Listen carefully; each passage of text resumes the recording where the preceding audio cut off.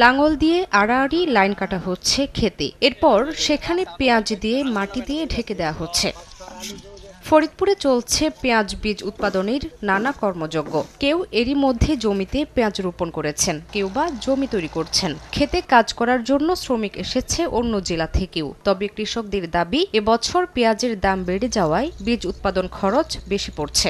পেঁয়াজের দানা আর ওই যে সবকে ওই নাঙ্গল দিতেছি, কেউ ওই বীজ লাগাইতেছি। পেঁয়াজের সিজন হলে এখানে আসি, বিভিন্ন জেলা থেকে এখানে কাজ করতে আসি। আমরা একটানা 3 মাসে এখানে কাজ করব, পেঁয়াজের কাজ শেষ করে তারপর আমরা বাড়ি চলে যাব 30-40 জন। এই পেঁয়াজের বীজটা যেমন ঝুঁকিপূর্ণ, তেমন ব্যয়বহুল, তেমন দাম।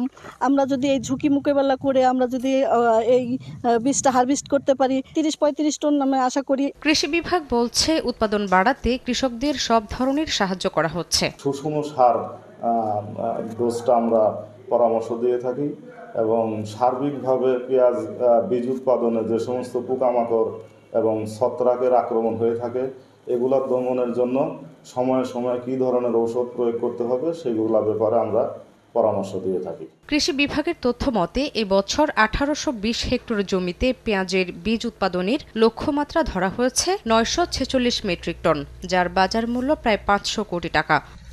সময় সংবাদ, ফরিদপুর।